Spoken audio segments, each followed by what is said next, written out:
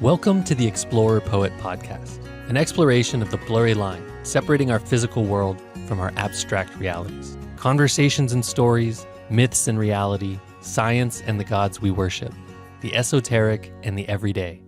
Come explore with me. Mike Berger, welcome to the Explorer Poet Podcast. Thank you for having me, Josh. Yeah. So this is actually our second time connecting. I met you through Polly Young-Eisendrath, and we had a great conversation. So you guys actually have a podcast yourself called Waking Up Is Not Enough. So I want to talk about, we've already had an interesting conversation, so there's all sorts of things I want to talk to you about. But I want to learn a little bit more about your podcast, but then also you work for a group called Psychedelic STL. And obviously that's related to psychedelics and in the kind of the mental health, kind of spiritual realm. And so I want to get your thoughts on all sorts of things, psychedelic, mental health, your own experiences, research that you've seen, outcomes that you've seen. But one place I always really like to start with people is just asking you a little bit more about your background in this field. What drew you to it? Like what was, where did the story begin with your experience with psychedelics?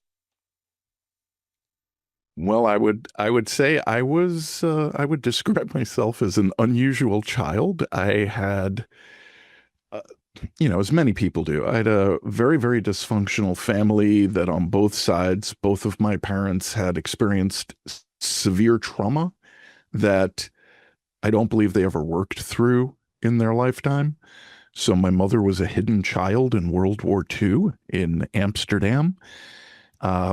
She had blonde hair and blue eyes, and a couple that ran a Catholic girls' school took in young Jewish children to hide them from the Nazis. And my father had his own traumatic childhood where he was in a car accident when his older sister and he were crossing the street and never worked through his trauma. And as I grew up, for whatever reason, as I became aware of their traumas, I could see how their trauma became part of who I was. And as I grew up and became more aware, I was exposed to things at a very young age that I do not believe most children are exposed to for a whole variety of reasons. And so I developed a very weird, I will call it a self-described weird perspective, because I found myself trying to put myself in other people's shoes to see the world from their perspective, because I could see that the world they inhabited was entirely different from the world I was walking through. And I could never put together where this came from, because it wasn't from my family's upbringing. It seemed to be something that was within me. And so, like, as an example, at 12 years old, I had books on hypnosis and past life regressions, and I would hypnotize friends at 12 years old. I don't know where that comes from. I had a fascination with what later I would describe as trying to understand subjective consciousness. What are we? What am I? How do I see the world? And why do I see myself as being see myself as an outsider? That I found that it was very difficult to find people that I could openly be myself with, because they couldn't, if you know the word grok, they couldn't grok where I was coming from or how I interpreted my interactions with other people and situations. And this seemed to be almost hardwired into me. And as I grew up on Long Island in New York and came of age in like the very late 70s, early 80s, I was part of this Gen X latchkey free range children. It was, after the 60s and kind of before what I will describe as the kidnapping milk carton children, where, later on you grew up seeing faces of children on milk cartons, which was scaring the heck out of parents that their children were next. Whereas my generation, no cell phones, nobody knew where we were. Our parents didn't come home till after work. Sometimes we made dinner. We were at times charged with being very, very much like adults. I mean, my early childhood, before I was 10, I lived 5 blocks from the Atlantic Ocean. I would go swim in the ocean almost every day without any parental guidance at all. Like, my parents nowadays would have been rounded up. We would have been taken away from them based on how things have shifted. But it also taught me a good deal of self-reliance and self-responsibility, because if I got myself into trouble, nobody was coming to rescue me. So it was an interesting time to come of age, especially in New York. And then that led to, I was an honors student, and I was in all the advanced AP classes. And yet all of my friends were labeled at the time as, quote, druggies. So I lived in multiple worlds where I spent the day with all the honor students who were afraid of me because outside of class I associated with the really dangerous kids. And for whatever reason, some of them got me more than other people. So I was seen in those circles. And that led to my first early experiences with psychedelics as a 16 or 17-year-old. They were not good experiences most of the time because of set and setting. We would trip as a group and go hang out like on the main street in our town on a Friday night at 10 or 11 o'clock at night, staring into closed windows and being goofy. And I was always worried that we were going to get rounded up and arrested. So I had a lot of negative experiences. And I will also say that part of parsing those difficult experiences, I believe, helped me to process some of my family trauma. It helped me to see patterns in my parents, in the society, that they were so alien to me. And I wondered why I could see them and it seemed other people couldn't, or couldn't discuss it or acknowledge it. And that's not a short answer to your question, but it gives you a little bit about my background and my first early experiences with psychedelics. And then I left New York right before my 17th birthday and moved to St. Louis, Missouri, where I still live, and came out here to go to college in Washington University. And I was fortunate enough, they had a special program for incoming freshmen at that time. You could choose a small core curriculum that had less than 15 students in those core classes. So you really got to connect with people who had similar values. And I happened to choose search for values, and eventually got a degree in sociology.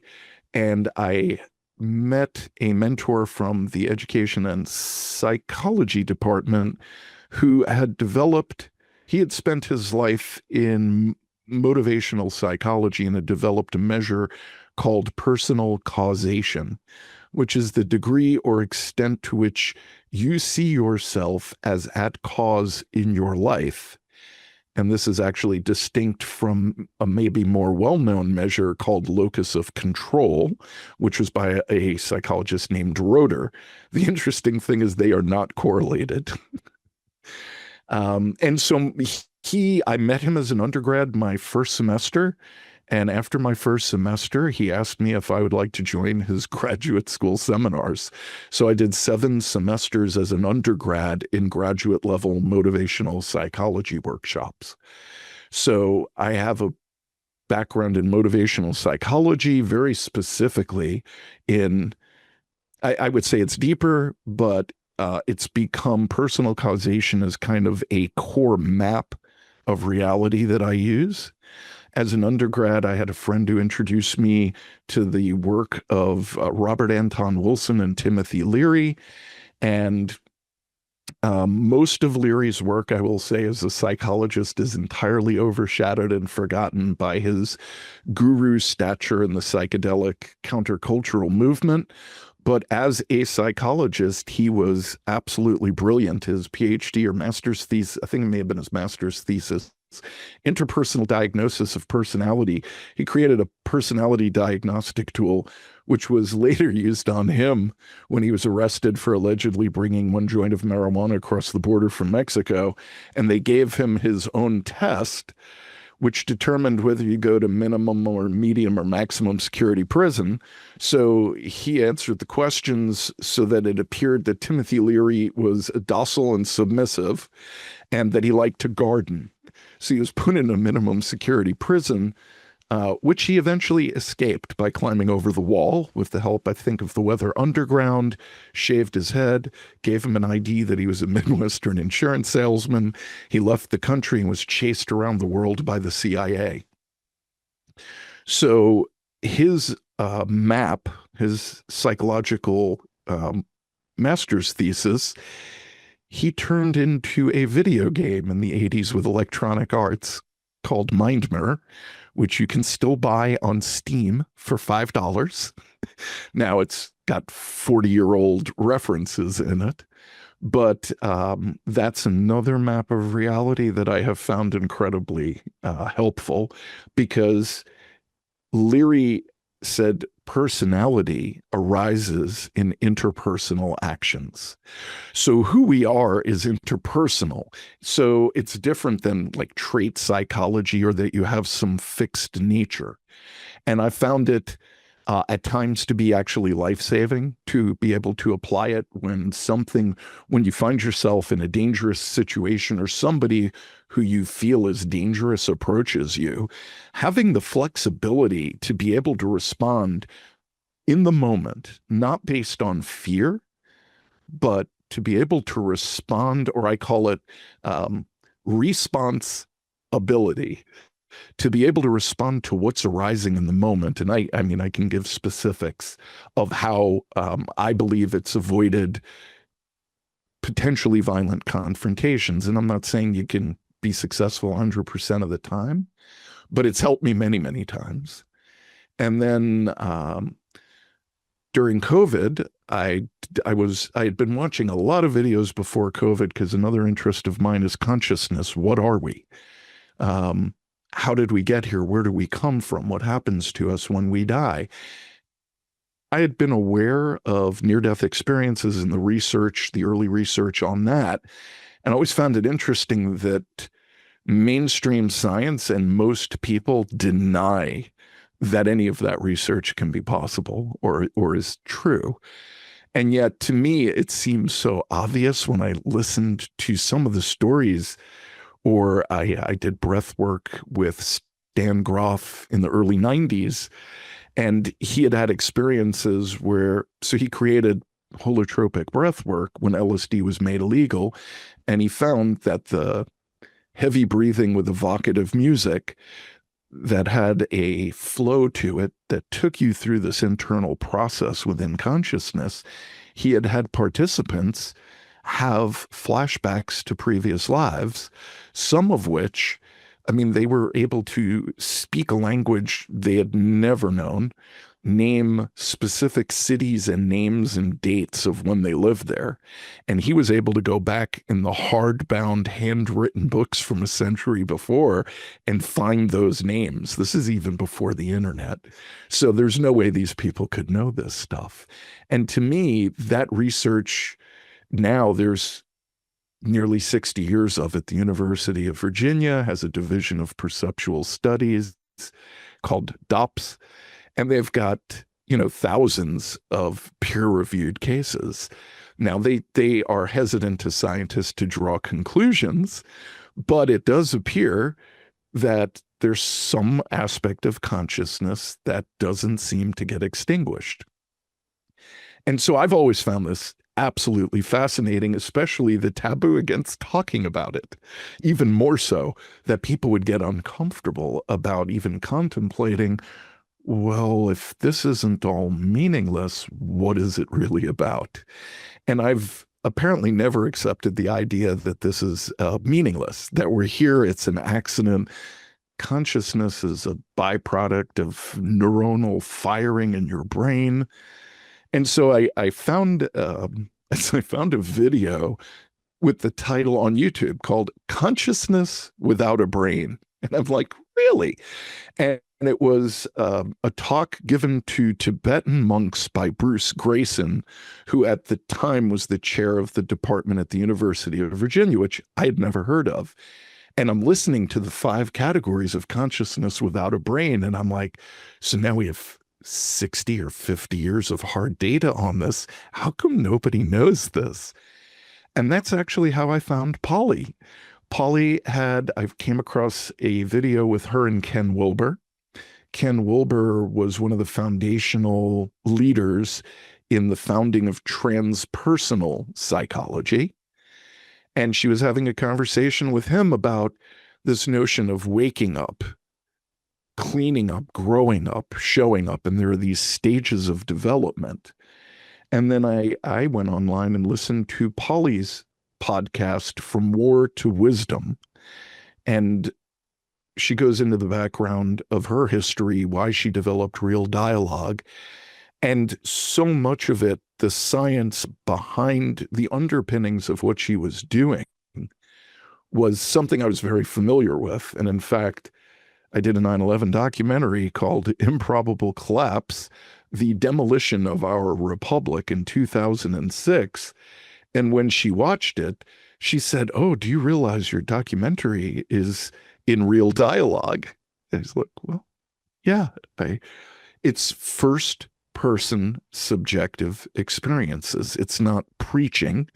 It's sharing how other people shifted in their perspective of asking questions and why they became curious. It's a very long answer, but I think it kind of brings us up to date. And then I found out she was doing trainings in Real Dialogue. And during COVID, I spent the first year, I drove to Vermont from St. Louis 4 times to do the training with her. And then we became friends, and I worked with Polly to help her with Real Dialogue and to build an app. I went through those trainings twice to be a facilitator. And then I asked her about this stage development theory, which is about waking up, growing up, etc. And it turns out, synchronistically, that Polly got her master's at Washington University under the guidance of my mentor, was her graduate thesis advisor. And there was an essay, she was the editor for a book that was published in the 80s. And one of the essays was by my mentor that I believe I read the edits when I was an undergrad, which is a little weird. And she studied under a professor named James Levenger, who created this measure called stage theory. And it has been validated in every culture and every language around the world. And I found learning this to open up a view of an understanding, perhaps, of why it's difficult for some people to hear people who are communicating at a higher stage of development. And the shocker was in learning that 97% of the American public to this day never gets beyond the stage they call conscientious conformist. It's only the beginnings of when people begin to see how other people see the world. But the stage beyond that, autonomous, is when you begin to develop your own ethical systems, that you no longer decide that what's right and wrong is based on the religion you were born into or the law. That for you, in other words, I have my own sense of morality and ethics, and they're not decided by my peer group. They're not they're not determined by the religion I was born into or by the culture I live in. That I've decided for myself why do I not want to harm others or do whatever I can to never harm somebody?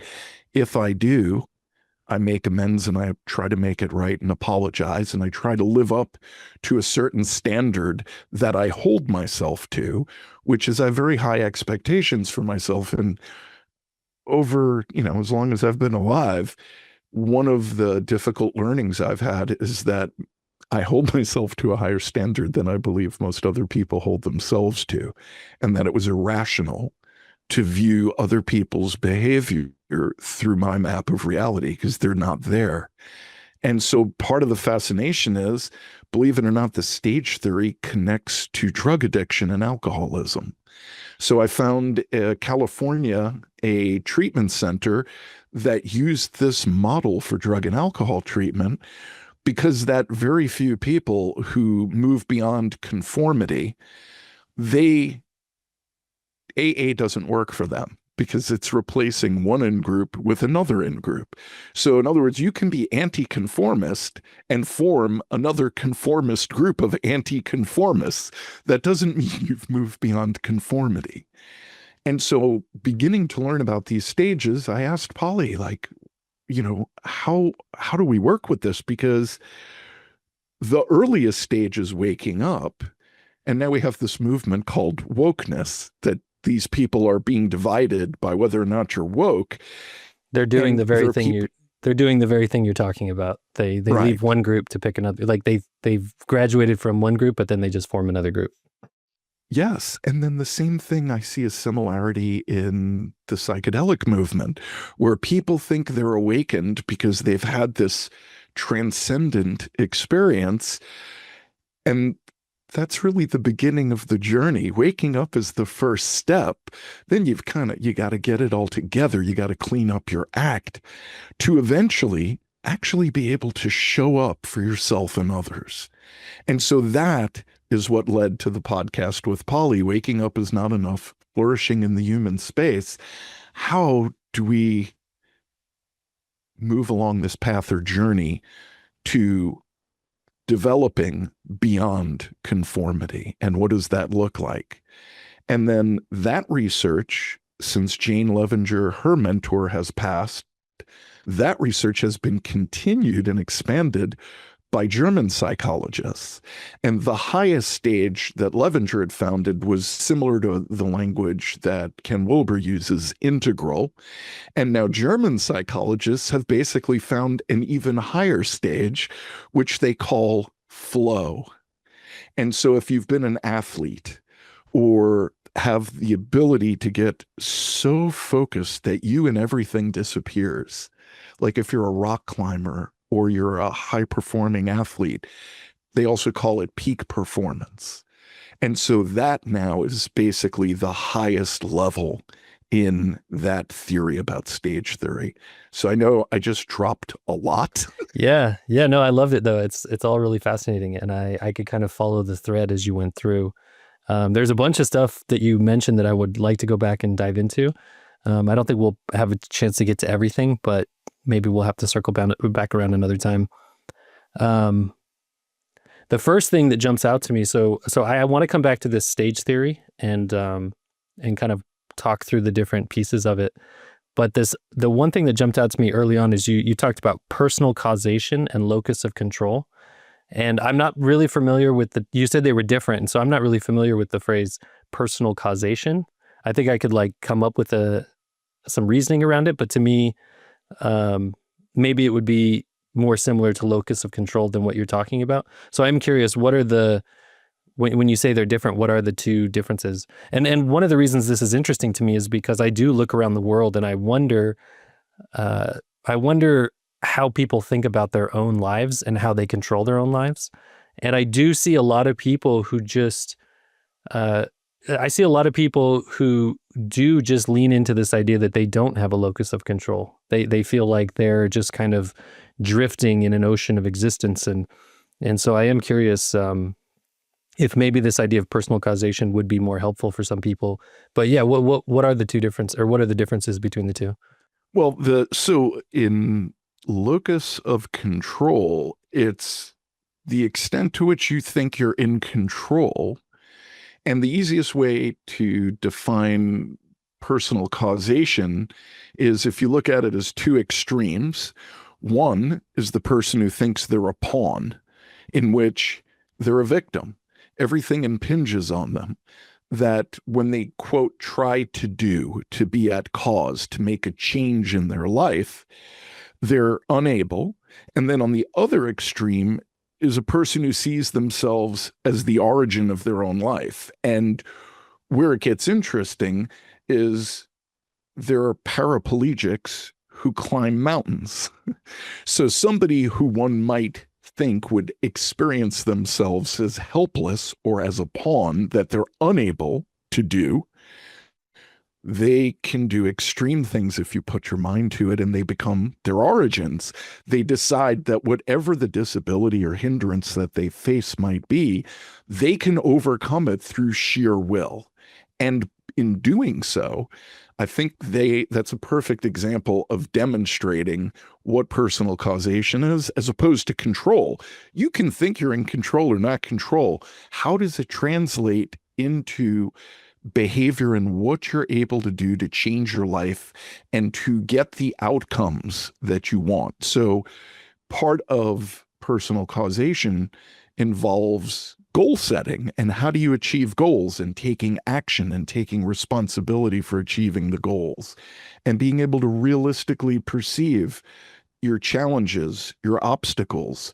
You have to have know-how, and you need this intrinsic sense that you can do it. So another example would be, you can be born with a silver spoon and have everything, the best education, absolute freedom to choose whatever you want to do. You have no limitations based on you by income or money or wealth. And yet you feel entirely unable to do anything for whatever reason. And it's this internal sense that we develop or we don't. And it is intrinsic motivation. In other words, in the way our culture, the way our society works, we do things for money. That's an external reward. And the paradox is, like, if you take a hobby and then you turn it into a business, the motivation that you had as a hobby, I mean, you love doing it, right? Like, let's say you make certain crafts and it's something you love doing and you go to craft shows. But as soon as you start doing it as a business for the external or extrinsic reward, the paradox is it lowers your internal motivation to do it now, because now you're doing it for something else.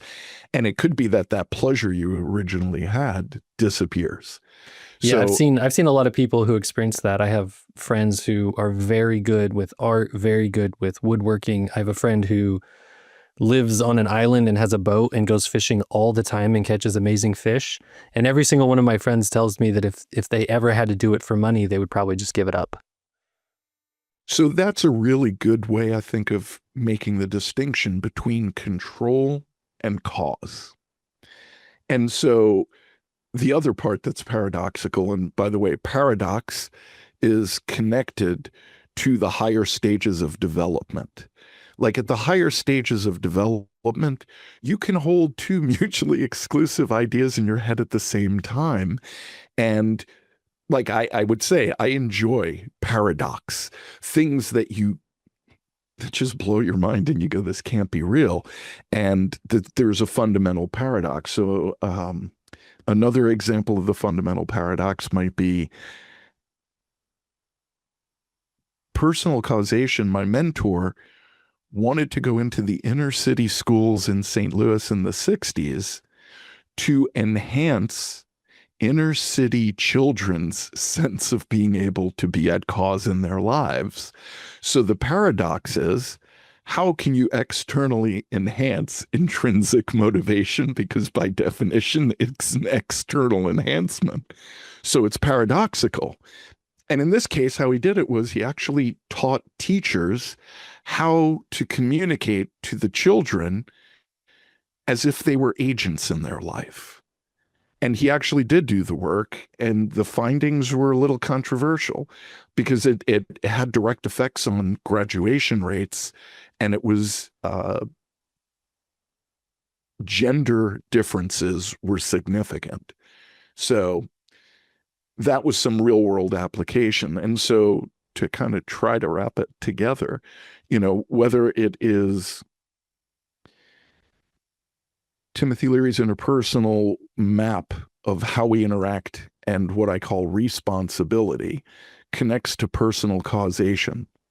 And I see all of this as related to stage theory and consciousness, that ultimately what and who we are, if we were open to the data or to our own experience, I believe people would begin to see for themselves that their own inner reality doesn't comport with the shared reality we live in. And so I'll give one real clear specific. So I tend to be a very heavy sleeper, always have been. I usually don't wake up. And years ago, I was asleep and I woke up at 3:30 in the morning, and not just woke up. I mean, I literally shot up, sat up, and was wide awake instantly. And I freaked my wife out because she's a light sleeper and this never happened. And she goes, "What's going on?" And I said, my stepbrother's mother just came to me and gave me a message for him. And she goes, "Oh, go back to sleep. It's a dream." And I'm like, this is not a dream. This was not a dream. I said, she was in the room talking to me. I heard her voice. And she's like, "Go back to sleep." And so I go back to sleep. And 2 days later, I get a call from my sister that they were in the middle of the Atlantic Ocean on a cruise with my brother-in-law and his mother. And she had passed away when she came to me. And so by the current materialist worldview of how things work, that can't happen. There's no way to explain how somebody could communicate thousands of miles away instantaneously when they're dead. And my life is filled with lots of weird experiences like that over and over and over again. Yeah. So I'm living in a universe that seems to be alive and communicating with me. That's my interpretation of synchronicity. When an inner meaning or significance, some inner event, all of a sudden the universe hands me that event in a way that's significant only to me. Well, it tends to feel like the universe is winking at me. It's like you're seeing that I'm alive. Yeah, absolutely. And that we're all connected and part of this one, seeming to me to be this one universal consciousness. And we are these, there's a philosopher, he lives in Amsterdam. He created this thing called the Essentia Foundation, and I'm drawing a blank at his name, but it'll come to me. But he calls it dissociated identity disorder, that we're basically the disassociated fragments of a universal or one consciousness. That's one way of putting it. Yeah. Is it something similar to Carl Jung's collective unconscious? Or does it expand farther to include everything, even beyond the human? Oh, I think my interpretation is it's beyond that. Yeah. Because firstly, the archetypes in the collective unconscious are by definition unconscious. You know when you have a synchronicity, or if you've ever had, almost the way I would describe it is like being in a stream or in a field of synchronicity. So when I went to Denver to Psychedelic Science in June of this year, I had told the people at work, don't communicate with me. I'm not reading email. I'm not taking texts. I'm on vacation. I literally cut all ties to everybody except for the people who were there. And I just had a magical week where wherever I was supposed to be weirdness started happening that couldn't be explained.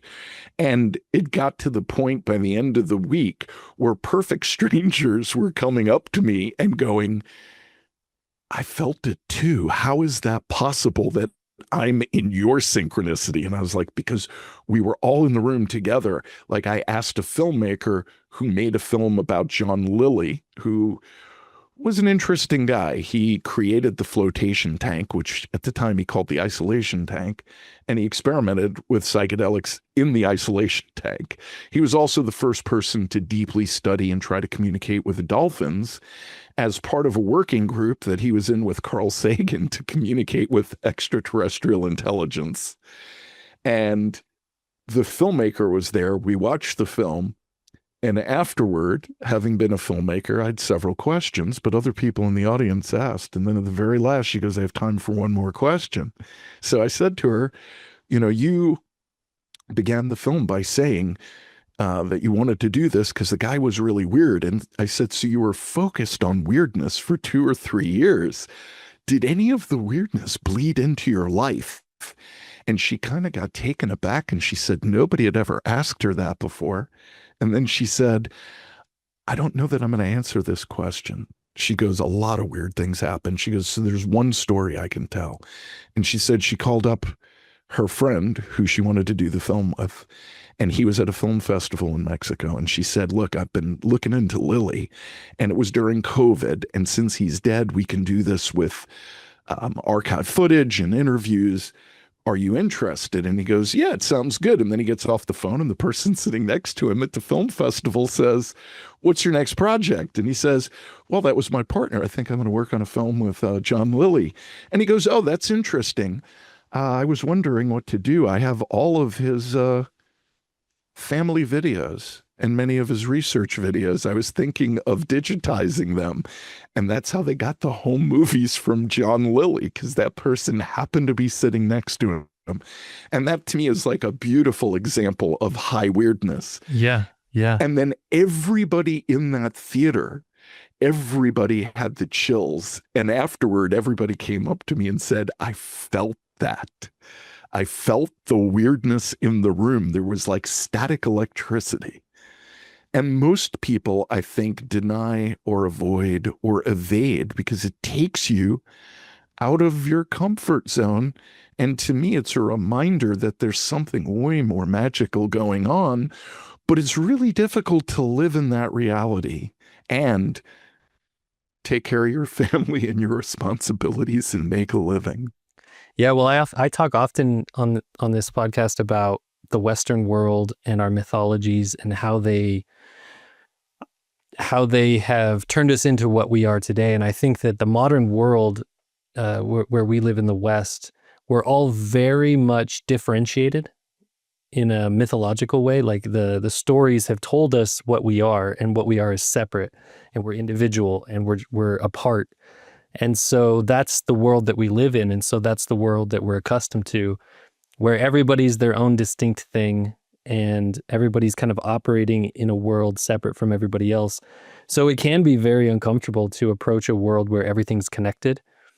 And like you're saying, it can be very difficult to spend too much time in that space if you have responsibilities, if you have a wife or a family, if you have kids, if you have a job that you have to go to so that you can pay the bills and have a place to live. It's a world that's not set up for those who want to spend a lot of time in that space. And I have this experience. I have this experience where it happens. I've done psychedelics, and it happens then, but it also happens when I have a dream that's just very vivid, or when I have a synchronicity that happens that's very strange. And I have more and more of those in my life. I have strange synchronicities that surprise me. But it also happens, if I'm reading, or if I'm like, I can be reading something and I can feel it. I can, meditation, writing, whatever. There's a lot of different places and times where I can feel this strangeness, it's almost like this mystical feeling like, oh, we are not what we think we are. And to me, it almost feels more real. It feels like, this is how I would describe it. It's like when the first time that I ever took a psychedelic, I went, whoa, this feeling is familiar. And what I believe it is that, and maybe this will segue us into psychedelics more, but what I believe it is that when we are born, when we are children, we don't have any filters. There's no conscious or cognitive filters. There's no stories. There's no external thing telling you what you are. And so you're just experiencing everything as open consciousness, just absorbing everything. And the feeling that I had the first time I did psychedelics was to feel like, oh, this is what it was like to be a child. It takes, because I think that, at least in my own experience or the way I interpret it, the chemical reaction, whatever it is in your body, what it does is it pulls down those psychological filters. And then you are in that space again where everything is just open and you're experiencing it. And to me, it feels more real, but it's a place that you can't stay all the time. You have to come back to whatever this is, this other experience, the day-to-day, the normal. And even from a responsibility perspective, even from like a health perspective, you have to come back. But to be in that space is, oh man, it's very strange, but it's also very wonderful. But I've also had very, very frightening experiences, very uncomfortable experiences. And yeah, so you do have to tread lightly, for sure. Yeah, I don't think psychedelics are to be trifled with. And I would hope that people have a little bit of trepidation before they consider it, and definitely do research and have a guide. And to your point about this filtering, I mean, Aldus Huxley in Doors of Perception was famous for saying that it dissolves those filters, right? It opens up our awareness that, in essence, I would put it almost a la Timothy Leary, that in order to connect and survive on the surface of a 1G planet, you have to be connected to external reality, and that's the function of ego, or the default mode network, which it's now called. But you have to be able to perceive reality. Like, you do not want to be tripping and flying a jet aircraft or, a cruise ship or a car. You really ideally unplug, go in nature. I believe you've spoken about this. And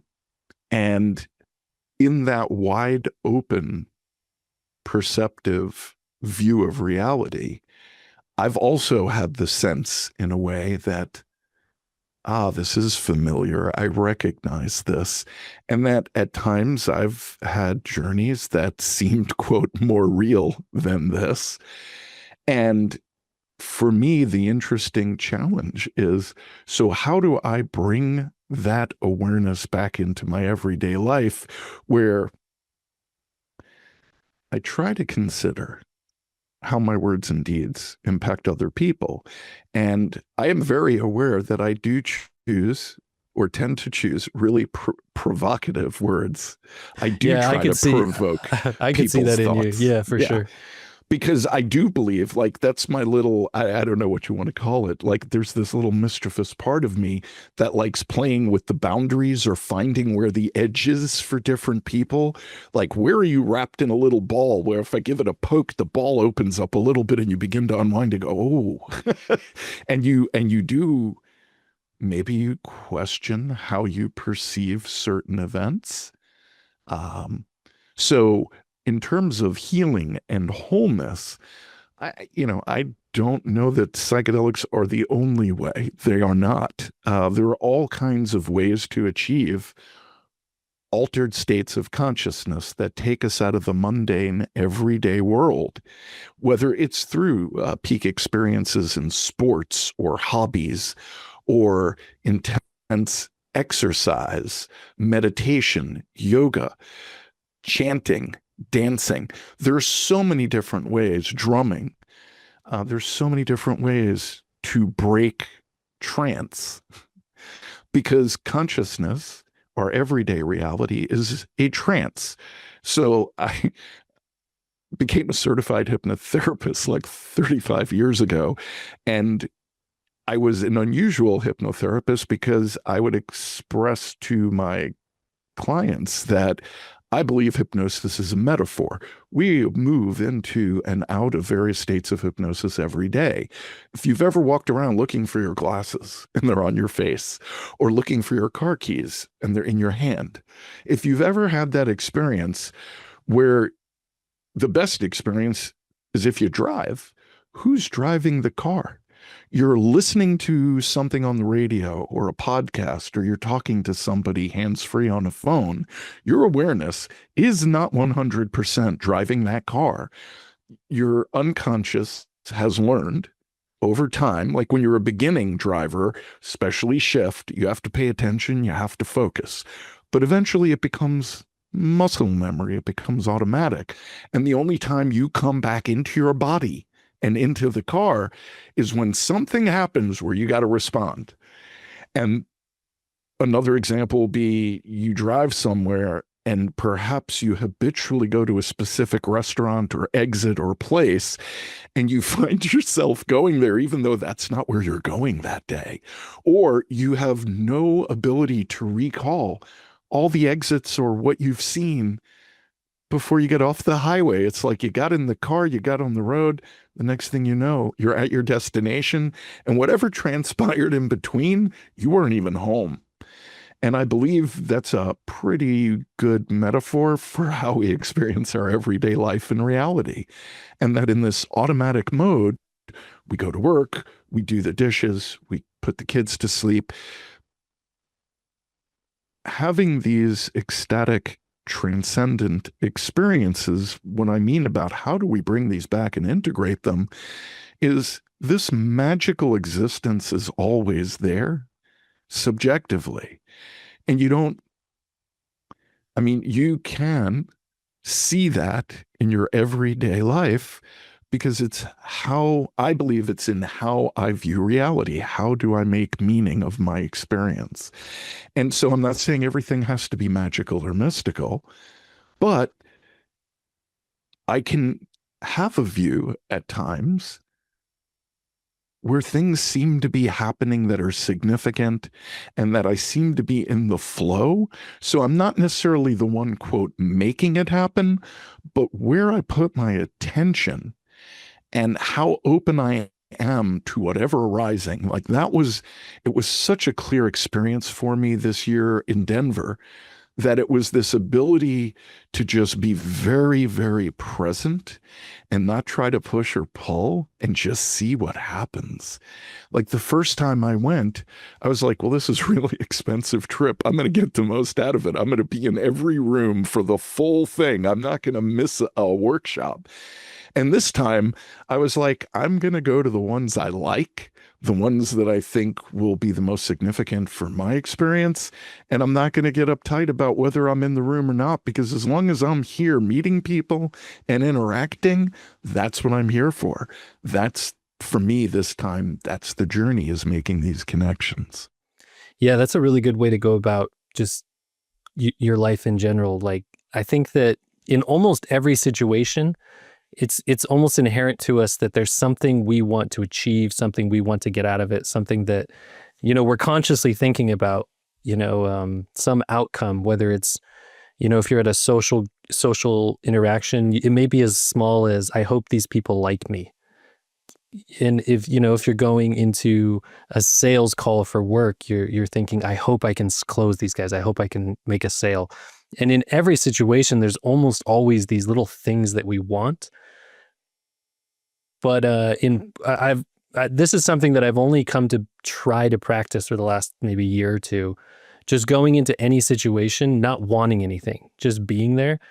And oh man, you just feel so much more comfortable. You feel so much more relaxed. That flow that you're talking about, because I can imagine flow state in work and in sports, but it seems that you can actually achieve that same flow state just day to day, just going for a walk, just being in a room with other people, simply by turning off the voices in your head, turning off any desire to get something out of it or to impress people, and just be there. And what I find is that when I when I'm not in any kind of flow in that way, and this probably comes from my upbringing as well. A lot of things that I had to work through, like social anxiety, I almost had to practice in my head what I was going to say first.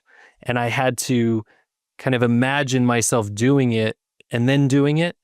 And when I get into this other state, and it's not achievable for me all the time, but when I get into this other state, it shocks me how much I'm just doing, I'm just interacting, and I'm not even thinking about it.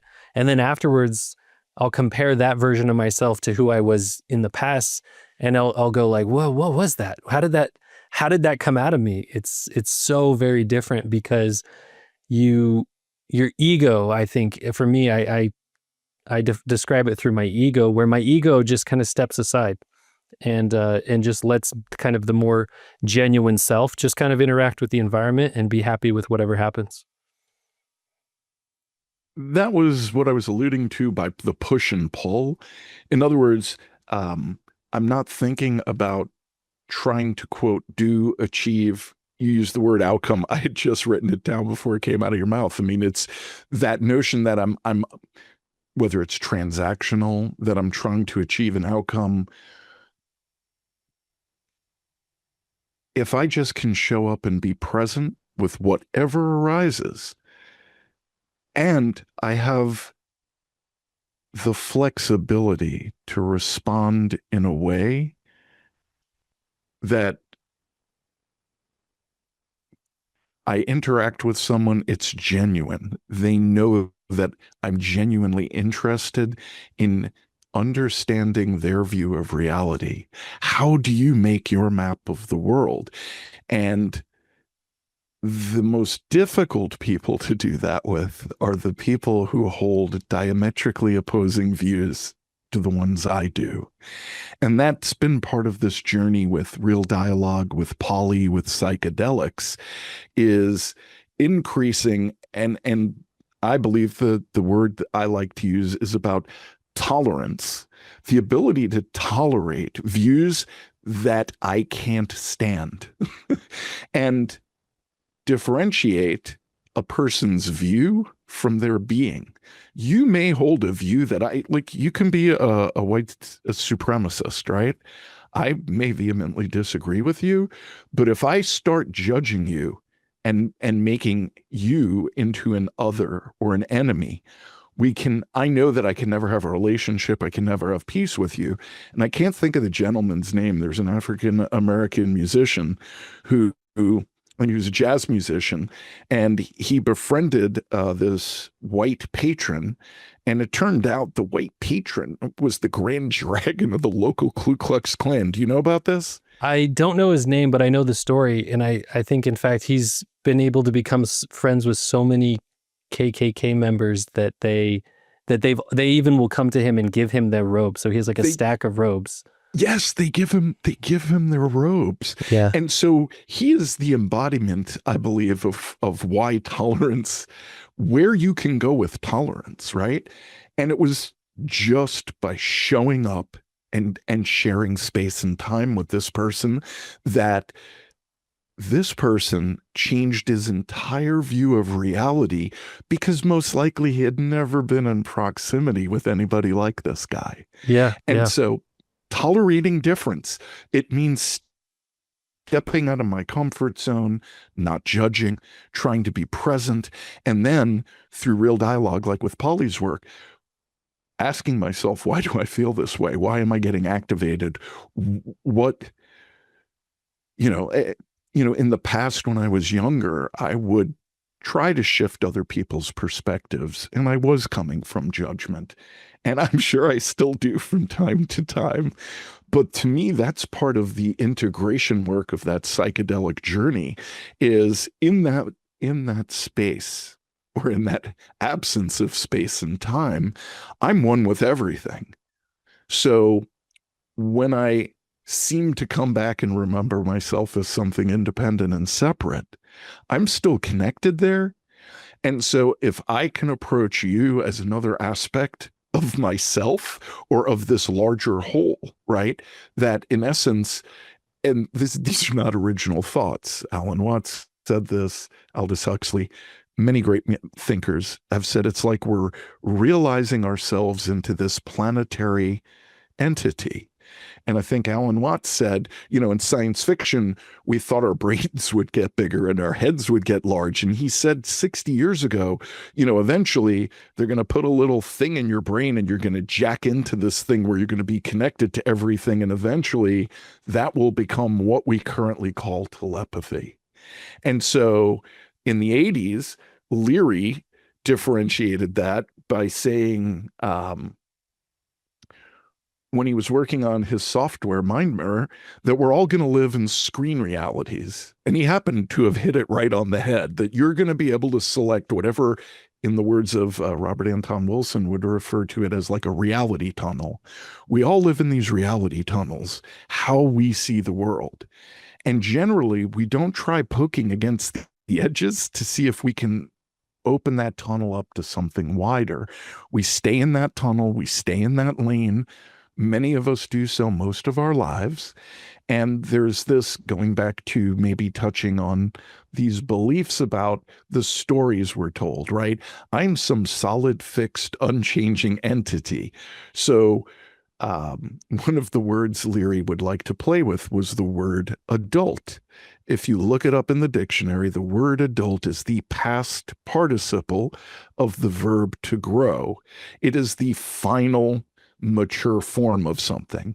So he would say, avoid a terminal adulthood. Because if you're alive, for one of my riff on that is, if you're alive, you shouldn't, I don't want to be able to predict how you'll respond or what you're going to do, because you're always becoming. And if you're predictable, then you're living out of habit. Yeah, that adult thing is so interesting too, because that's something else. I don't know if it's in which stage you figure this out, but you have to realize that as far as legally being an adult is just a number, it's just an age. But like most people, well, everybody has various aspects of themselves. And for most people that I encounter in the world, in the wild, some aspect of themselves is still not older, like they're not 18 and older. They're still just a child. And the interesting thing about it is that people of any age can figure things out, and they can grow, and they can go through these stages, that you mentioned through stage theory. Yeah, it's just really fascinating. So we don't have a lot of time left, but really quickly, maybe you could just talk a little bit about psychedelics and the use of psychedelics as far as this process of growing, this process of moving from one stage to another or maturing. I think there's so many different words out there that can be used. And they've been given from all these different places. There's self-actualization, individuation, maturity, healing, all these different things. But it seems at some level that they're all kind of similar in a way that it's just about moving from one stage to the next until you are, I don't know, a more integrated person. But how does psychedelics, how does that help somebody, or how I don't know, what's the best approach there, or maybe riff on that a little bit. To me, one of the life-changing discoveries was in 2023. The first time I went to Psychedelic Science was sitting in a room for a presentation by Dr. Gul Dolan. I had never heard of her. And she's now known for giving MDMA to octopuses. But she gave a presentation, and it had to do with, as a grad student, she and other departments and competing universities that were looking at what they call critical windows for social learning in the nervous system. And there was a researcher who coined the term imprint. And it was, the nervous system has these windows, critical windows, where before that window closes, an example would be, you learn to walk by a certain age. If you don't learn to walk by a certain age, you may never learn to walk. Or another one would be, language. So the human nervous system can't be programmed with every language in advance. So the way the nervous system seems to function is the language center is wide open. Like you were saying, there are no filters, there's no language, so that where and when the individual is born, they can adapt to the local culture, the local language. And then at a certain point, that critical window closes. So this is why young children have an easier time learning multiple languages. And then after a certain time, yes, you and I can learn a foreign language, but it's generally more difficult after the critical window closes. So in her presentation, what she had found, which surprised her because it was not what she thought she would find, is she studied DMT, ketamine, MDMA, psilocybin, LSD, and Ibogaine. Now, these different psychedelics, while lumped into the category of a psychedelic, have different pathways and different receptor systems. So in other words, if LSD and DMT and mushrooms work with serotonin H2A receptor, ketamine is a dissociative. It works in different receptors. MDMA works with different receptors. Ibogaine works with different receptors. But what she was surprised to find out is that each one of these substances tends to open up these critical windows. And I'm not going to go into the chemistry of it because I was sitting next to a grad student who explained it to me, but at the neurochemical level in our bodies, it's as if this imprint physically dissolves to be reset. And two things. One, I believe she theorizes, Dr. Goldolin theorizes that the subjective experiences of tripping is what it's like to experience your critical windows dissolving and being wide open. It's like being a child. Exactly what you were saying, Yeah, like being a child, right? And now there's some science here that backs this up. And then the other bizarre thing is that the longer the duration of the substance is correlated to how long those critical windows are open.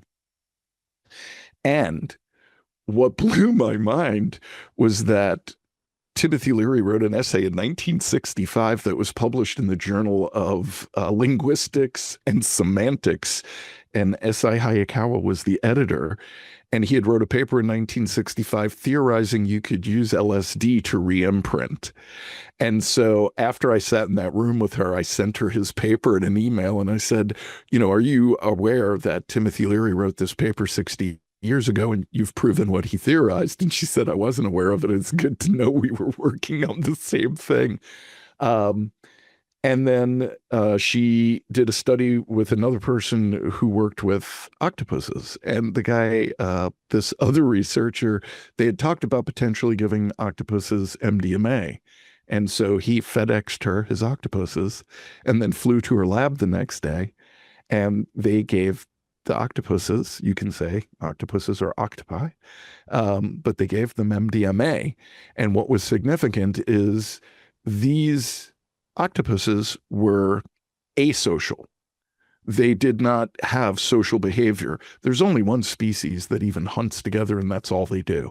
But in this case, MDMA enhances prosocial behavior, and the octopuses exhibited prosocial behavior. And the really funky part is they do not have a cortex. They have an entirely different nervous system that's distributed throughout their body. So why are psychedelics working on them? They're also really, really smart. If you've looked at recent research with them, like I visited the Monterey Bay Aquarium, and like they couldn't understand that fish were disappearing until they looked on the video camera. And so the octopus got out of its tank, walked across the room, went into the other tank, ate the fish, got back in its tank. They also escaped. And so this also goes to this notion that I touched on a little bit before we were recording, that, we if you have a religious background, the word used about who we are and our place in the world is dominion. We have dominion over all things, and we think we're the cream of the crop. We're the very top. We're the most sophisticated. But that's if you ignore current research that's, I believe, is beginning to challenge that. So, for example, John Lilly worked with dolphins, cetaceans. I believe they've been running around for 80 million years. They have very sophisticated language. You now see, orcas. I don't know if you came across the articles about orcas wearing salmon as hats. No, I have not seen that. They will put a dead salmon on their heads, and they run around flaunting their dead salmon hats to each other. There's also a very strange phenomena that's been documented very recently, where orcas are going up to people and trying to give them fish. And it isn't accidental. It's as if they're trying to communicate. And if the person doesn't take it, they will do this multiple times. Try to give them fish. It's as if they are reaching out to us, which is very odd. Yeah, it's almost like they're the explorers in the Amazon trying to push a canoe full of bananas across the river or something. Very interesting. So you brought up the Amazon. So I just recently read this article about there are tribes in the Amazon that have fished on the same river the same way with nets forever. And the dolphins in the river bring the fish to the fishermen's nets. They benefit by getting more fish. The fishermen benefit by getting more fish. And it's generational. Certain pods of dolphins work with the generations of fishermen that go to the same place on the same river. And another aspect of kind of, quote, the inexplicable animal behavior, apparently, and I'm trying to think of where this was, if it was Thailand, but before one of the tsunamis, all the coastal elephants broke their chains and started heading for the mountains, and tens of thousands of humans followed them and lived because the animals knew it was coming before the people did, before they had a tsunami warning. And so tens of thousands of people listened to the animals. And so this to me is more and more evidence that we are one field of awareness on this planet. We are realizing ourselves into a planetary entity. Alan Watts had put it, it's kind of like the individual cells in your body are getting organized into organs. And in doing so, they lose some of their privacy. So you have to be willing to give up some privacy and have more transparency to be connected to the larger whole, and yet you still have individuality and identity.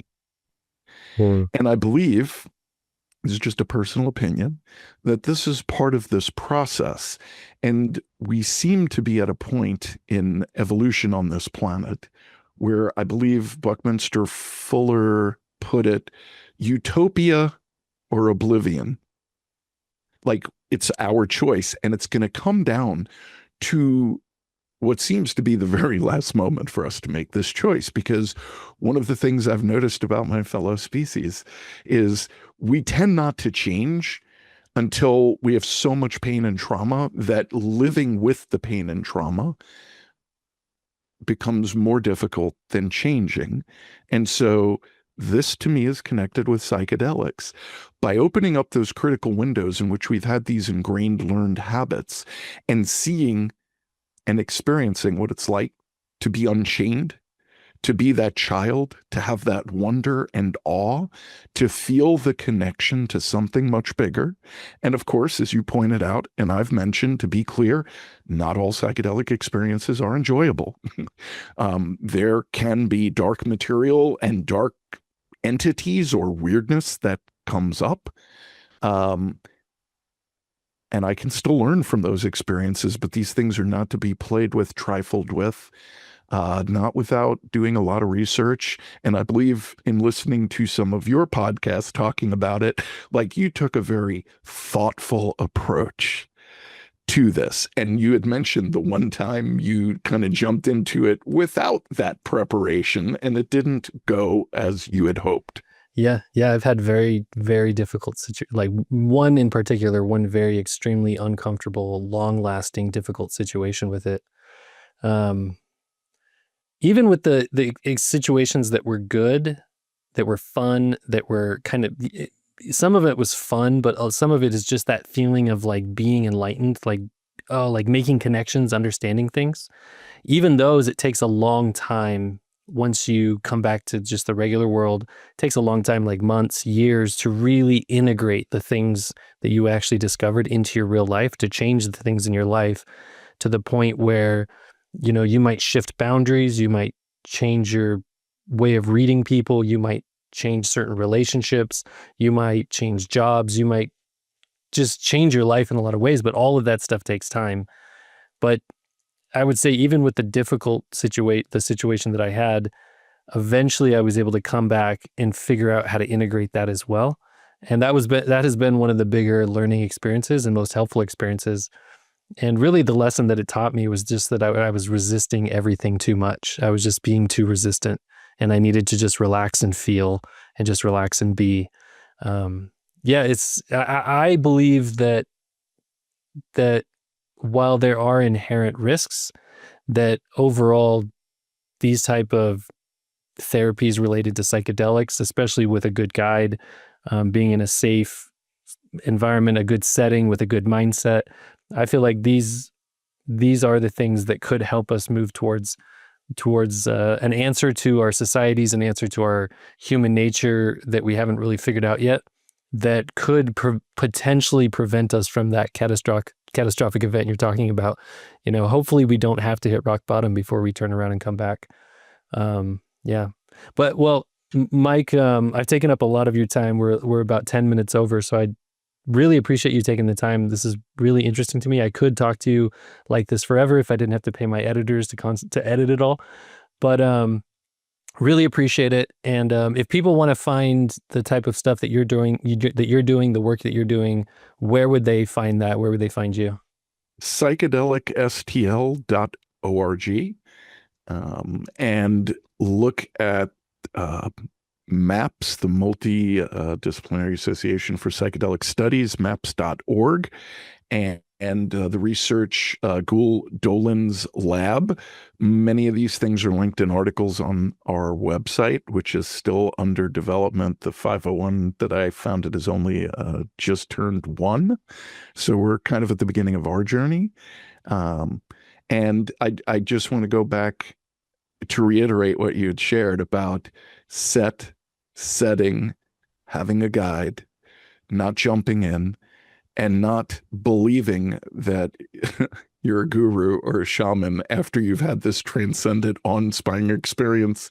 And the simple wait 2 weeks before making any traumatic changes in your life after any kind of experience like that, because it takes a while for the clarity to come back. And the ego, we need our egos. I know people, it may be thought of as a negative or pejorative thing, but you're not going to function in the world in an ecstatic awe state for every moment. You'll get run over by a car. Yeah, yeah. I talk often on this podcast about how the ego is very necessary, and what we need is a healthy ego, an ego who can take all that information, learn how to stop resisting, and also with that information, not start judging others, but to just see them for what they are. They are the same thing that you are, and they're just at a different level, maybe a different trajectory. But yeah, ego is very important. Again, and one of my favorites about it is it makes a great servant and a dangerous master. Perfect way to end it. That is the ego. Great servant, dangerous master. Awesome. Thanks, Mike. Thank you, Josh. Okay.